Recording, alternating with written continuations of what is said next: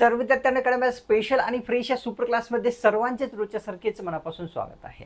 Super क्लासमध्ये आज आपण या ठिकाणी कल्याण डोंबिवली महानगरपालिका भरतीसाठी अतिशय स्पेशल असलेले जनरल नॉलेज कव्हर करणार आहोत। सर्वांनी सुपर क्लासचा स्वरूपासून शेवटपर्यंत नक्कीच पाहायचं आहे।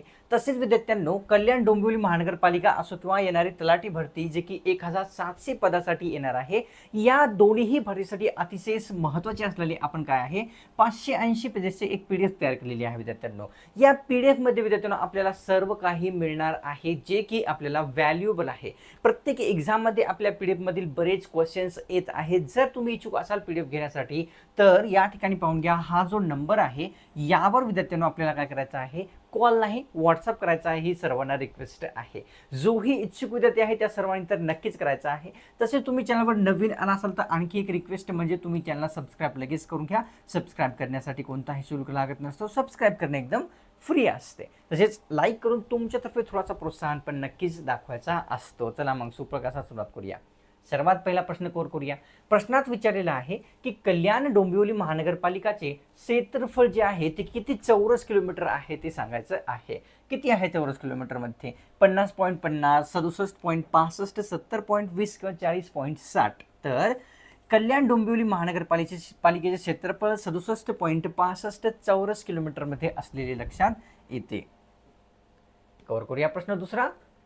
गिलगिट ही नदी पुढीलपैकी कोणत्या नदीची उपनदी आहे ते सांगायचं आहे। नदीचं नाव लक्षात घ्या, विचारलेली आहे गिलगिट ही नदी। तर कावेरी, गंगा, गोदावरी किंवा सिंधू। तर गिलगिट ही नदी विद्यार्थ्यांना ऑप्शन्स क्रमांक 4 योग्य राहील। सिंधू नदीची उपनदी असलेली लक्षात येते। प्रश्न तिसरा। भगवान गौतम बुद्ध यांचे महापरिनिर्वाण जे आहे ते कोणत्या ठिकाणी झालेले होते ते सांगायचं आहे। ठिकाण आपल्याला विचारलेलं आहे ज्या ठिकाणी भगवान गौतम बुद्धांचे महापरिनिर्वाण झालेले आहे। बौद्धगया, सारनाथ, लुंबिनी किंवा कुशीनगर। ऑप्शन्स क्रमांक या ठिकाणी 4 म्हणजेच कुशीनगर येथे जे आहे विद्यार्थ्यांनो या ठिकाणी भगवान गौतम बुद्धांचे महापरिनिर्वाण झालेले लक्षात येते। कव्हर करूया प्रश्न चौथा। कृषी दिन महाराष्ट्रामध्ये कोणत्या दिवशी साजरा होत असतो सांगा बरं। कृषी दिवस आपल्याला माहित असणं गरजेचे आहे। 1 जुलै, 2 जुलै, 3 जुलै किंवा 4। तर ऑप्शन्स क्रमांक या ठिकाणी 1 जुलै या दिवशी जो आहे कृषी दिवस हा महाराष्ट्र राज्यामध्ये साजरा केला जात असतो। पाचव्या प्रश्नात विचारलेलं पद्मभूषण हा जो पुरस्कार आहे भारतीय संविधानाने कोणत्या दिवशी देण्याचे सांगितलेले आहे ते विचारलेलं आहे। पुरस्काराचं नाव पद्मभूषण हा आहे। ऑप्शन्स मध्ये आहे 26 जानेवारी, 15 ऑगस्ट, 17 सप्टेंबर किंवा 27 जानेवारी। ऑप्शन्स क्रमांक 1 योग्य राहील।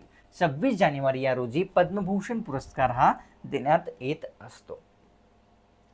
प्रश्न 6वा। कोणते फळ डोळ्यासाठी अमृतासारखे असते ते सांगायचं आहे।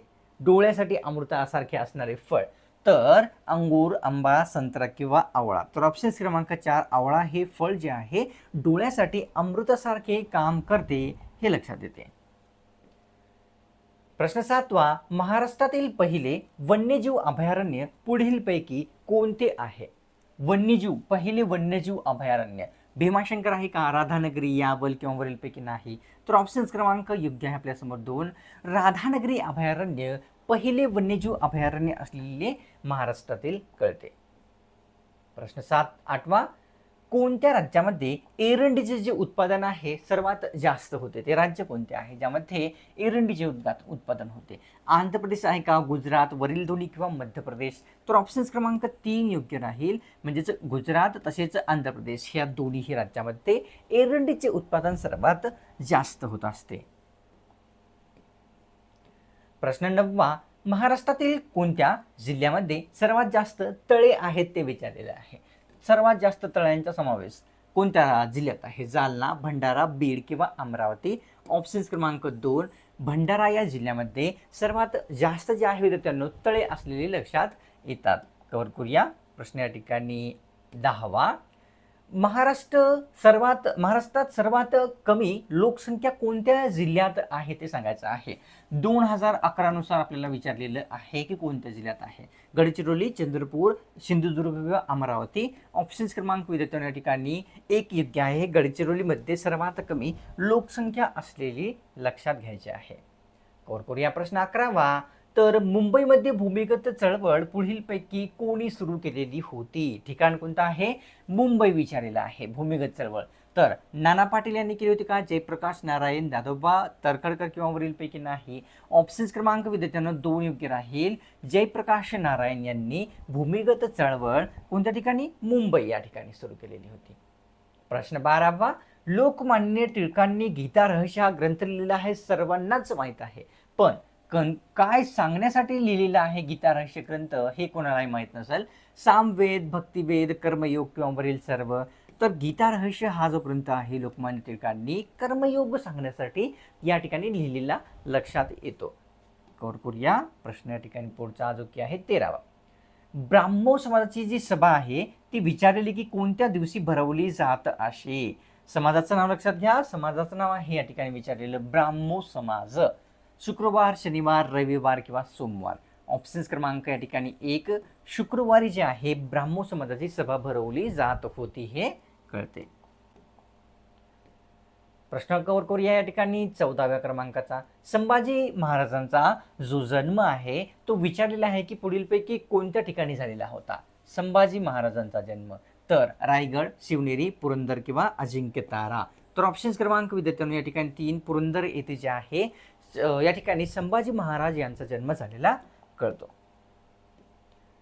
प्रश्न 15वा. 720 किलोमीटर हा समुद्र किनारा पुढीलपैकी कोणत्या राज्यास लाभलेला आहे? अतिशय सोपा प्रश्न आहे.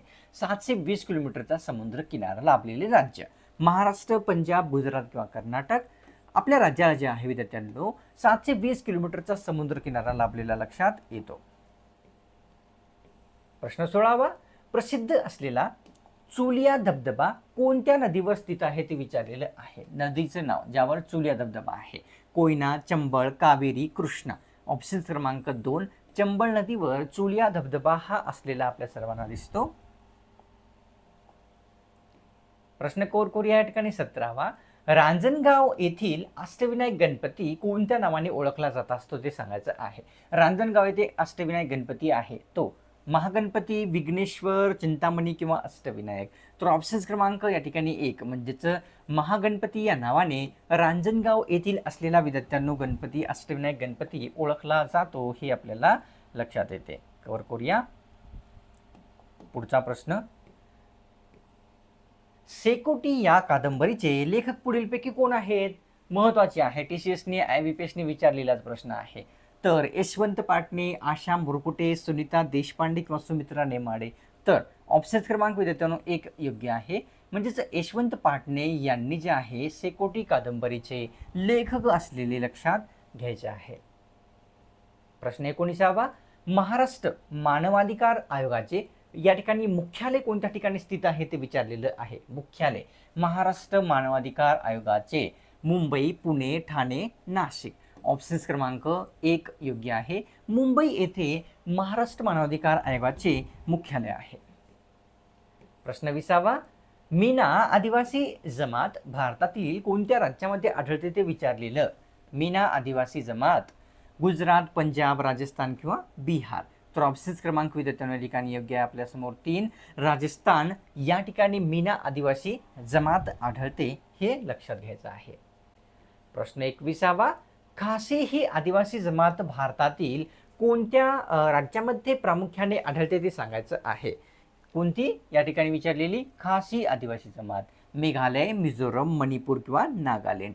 तर ऑप्शन्स क्रमांक या ठिकाणी विद्यार्थ्यांनो 1 मेघालय या राज्यामध्ये खासी आदिवासी जमात आढळते. मेघालय राज्यामध्ये सर्वात जास्त विद्यार्थ्यांनो काय पडतो तर पाऊस हा सर्वात जास्त भारतामध्ये मेघालय राज्यात पडतो हे कळते. 22वा प्रश्न. पंजाबराव देशमुख यांनी खालीलपैकी कोणत्या समाजाची स्थापना केलेली होती? कव्हर केलेला प्रश्न आहे. पंजाबराव देशमुख यांच्या मार्फत महिला, भारत कृषक समाज, आर्य समाज किंवा प्रार्थना. तर ऑप्शन्स क्रमांक योग्य आहे. आपल्यासमोर 2 भारत कृषक समाजाची स्थापना कोणी केलेली होती? पंजाबराव देशमुख यांच्या मार्फत करण्यात आलेली होती. प्रश्न 23वा पाहूया. राष्ट्रीय काँग्रेसचे सर्वात पहिले अधिवेशन कोणत्या शहरात झालेले होते ते सांगायचं आहे. सर्वात पहिले राष्ट्रीय काँग्रेसचे कोलकाता, मुंबई, पुणे किंवा अलाहाबाद. ऑप्शन्स क्रमांक 2 म्हणजेच या ठिकाणी मुंबई येथे सर्वात पहिले जे अधिवेशन आहे कोणाचे, राष्ट्रीय काँग्रेसचे भरवण्यात आलेले होते. प्रश्न 24वा, महाराष्ट्रातील पुणे जिल्ह्यामध्ये द्राक्ष संशोधन केंद्र स्थित आहे, सर्वांनाच माहित आहे. तर विचारलेलं आहे की हेच द्राक्ष संशोधन केंद्र पुणे जिल्ह्यात कोणत्या ठिकाणी आहे, बारामती, हडपसर, मांजरी किंवा वरील नाही. तर ऑप्शन्स क्रमांक योग्य आहे आपल्या समोर विद्यार्थ्यांनो. 3 मांजरी येथे कोणते द्राक्ष संशोधन केंद्र स्थित असलेले लक्षात घ्यायचे आहे की आहे असे.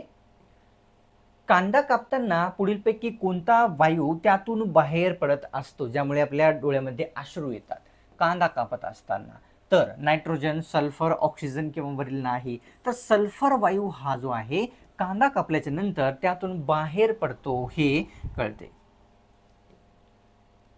प्रश्न 26वा, तांबडा समुद्र व भूमध्य समुद्र यांना कोणता कालवा जोडतो ते आपल्याला सांगायचं आहे. कोणता कालवा जोडतो? ऑप्शन्स मध्ये आहे सुएझ कालवा, इंदिरा गांधी कालवा, ओलिव्ह किंवा या ठिकाणी वरील नाही. तर ऑप्शन्स क्रमांक विद्यार्थ्यांनो 1 योग्य आहे. सुएझ कालवा जो आहे तांबडा समुद्र तसेच भूमध्य समुद्र यांना जोडतो. भगवान गौतम बुद्ध यांनी सर्वात पहिला जो उपदेश आहे तो कोणत्या ठिकाणी दिलेला होता ते सांगायचं आहे. सर्वात पहिला उपदेश कोणत्या ठिकाणी दिलेला होता? कुशीनगर, लुंबिनी, बोधगया किंवा सारनाथ. ऑप्शन्स क्रमांक 4, भगवान गौतम बुद्धांनी पहिला जो उपदेश आहे तो सारनाथ येथे दिलेला होता हे लक्षात घ्यायचे. बुकर पुरस्कार जिंकणारे सर्वात पहिल्या महिला व्यक्ती कोण ठरलेल्या आहेत? पुरस्काराचं नाव लक्षात घ्या, विचारलेलं आहे. बुकर पुरस्कार जिंकणाऱ्या अरुंधती रॉय, गीतांजली श्री, झोका अल्हर्ती किंवा वरील नाही. ऑप्शन्स क्रमांक या ठिकाणी 1 योग्य आहे. अरुंधती रॉय यांना सर्वात पहिला बुकर पुरस्कार हा मिळालेला आहे. प्रश्न 29वा, नोटेवर असलेली महात्मा गांधी यांची फोटो जी आहे ती कोणत्या वर्षी काढण्यात आलेली आहे ते सांगायचं आहे. नोटेवर असलेली महात्मा गांधीजींची 1940, 1946, 1948 किंवा 50. तर ऑप्शन्स क्रमांक या ठिकाणी योग्य आहे आपल्या समोर विद्यार्थ्यांना 2, 1946 या वर्षी जे आहे नोटेवर असणारी महात्मा गांधी यांची फोटो आहे. लोकलेखा समितीचा जो कार्यकाल आहे आपल्याला या प्रश्नामध्ये सांगायचा आहे की किती वर्षाचा असतो. समितीचं नाव घ्या लक्षात, लोकलेखा समिती आहे. 1 वर्ष, 2 वर्ष, 4 किंवा 5 वर्ष. तर ऑप्शन्स क्रमांक या ठिकाणी 1 योग्य राहील. 1 वर्षाचा लोकलेखा समितीचा कार्यकाल असतो हे लक्षात येते. अतिशय महत्त्वाची सूचना पुन्हा एकदा रिमाइंडर म्हणू शकता. या ठिकाणी कल्याण डोंबिवली महानगरपालिका असो किंवा या ठिकाणी तलाठी भरती 2025 असो जे की 1700 पदाची येणार आहे. या भरतीसाठी 580 पेजेसची आपण PDF तयार केलेली आहे. ही PDF विद्यार्थ्यांनो सध्या जर आपण घेत असाल तर 250 मध्ये मिळत आहे. जर तुम्ही लेट करसाल तर तुम्हाला हे 300 350 ला पडेल. तर आता जो ही इच्छुक विद्यार्थी आहे सर्वांनी काय करायचं आहे, या नंबरवर आपल्याला कॉल नाही करायचा, व्हॉट्सअप करायचा आहे, ही रिक्वेस्ट आहे. तसेच विद्यार्थ्यांनी तुम्ही चॅनलवर नवीन आला असाल तर काय करायचं आहे, चॅनलला सर्वप्रथम सबस्क्राईब करून घ्यायचं आहे. सबस्क्राईब करणे एकदम फ्री असते, कोणताही शुल्क लागत नसतो. जेव्हा तुम्ही सबस्क्राईब करसाल तेव्हा पुढचे सुपर क्लास आपल्या चॅनलवर जेव्हा कधी अपलोड होईल त्याची जी नोटिफिकेशन आहे अपलोड करता तुमच्या स्मार्टफोनवर मिळून जाईल. आणि सुपर क्लासला एक लाईक करून तुमच्यातर्फे थोडासा प्रोत्साहन नक्कीच दाखवायचा आहे. चला मग भेटूया पुढच्या एका नंबर स्पेशल आणि फ्रेश सुपर क्लासमध्ये.